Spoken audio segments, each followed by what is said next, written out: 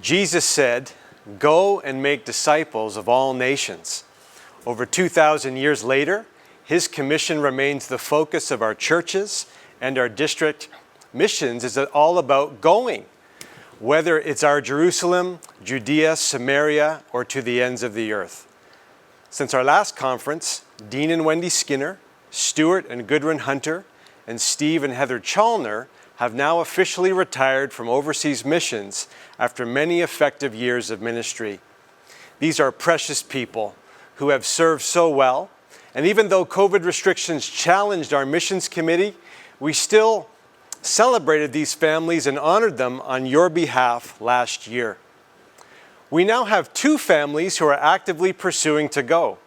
TJ and Sarah LaPlante are working towards going to Romania, and Daniel and Jennifer Chalner are working towards going to Italy. They are both in the fundraising stage, and we want to see them supported and deployed to the mission field as soon as possible. You'll find them in the opening pages of the new edition of the EOND Missions Booklet. This booklet helps you to know who our global workers are so that we can ensure that all of them are well connected to our sections and fully supported. Your booklet will provide encouragement and some best practices to help your congregation be a great missions partner regardless of the size of your budget. So, here are the numbers. Currently, we have 40 global workers who are based from EOND. This number includes both full and part-time workers and their spouses, but it doesn't include the many global volunteers that continue to serve as they can go. We're grateful for all of you. We now have 12 RAN workers who are based from EOND. RAN stands for Restricted Access Nations and includes area of the world that are hostile to the gospel. So we can't promote our RAN workers publicly for their protection, but if you would like to support a RAN worker, we can help connect you. I want you to also notice that EOND now has 8 Mission Canada workers that encompass 5 of the Mission Canada priorities. That's significant. And so we've listed our Mission Canada workers in your missions booklet to help connect you to them. I want to thank you for your partnering in missions and for keeping the mission to go so important. This is one of the primary things that started our fellowship, and it must remain one of the things that unite us in purpose today. Ministry has shifted considerably since our last conference. As we've been journeying through the pandemic, many of you began to reach people in new ways. You adjusted how you were doing things. You focused more on the essentials, but you didn't stop. Church in Regent Park is an excellent example of this. They have gone over a year without having an in-person gathering because of their rental space. Yet, the opportunity to reach people in their community grew larger and not smaller. They didn't stop their Saturday feeding ministry even when many other organizations around them closed.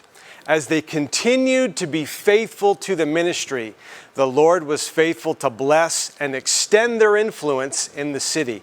It's a fantastic story, and it's similar to many others just like you who didn't stop, but instead you faithfully demonstrated Jesus to their communities. Oxygen Church is a new satellite of Community Pentecostal Church in Orleans that launched during the pandemic. Here you have a local church empowering an entrepreneurial leader, being mentored by the Multiply Network and supported in partnership by Lionhearts, Community Orleans, and the district. It's a great partnership and an example of how we can all work together. We believe that we can see more churches like this emerge and be sustainable as we work together to reach the unreached.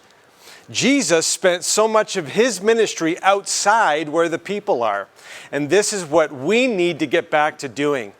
You know, the more I read the Gospels and the book of Acts, the more I am reminded that there are people to be reached, disciples to be made, and opportunities for divine encounters through a Spirit-empowered church. This is why we have intentionally changed and shifted our district ministries from being event-based to discipleship-based.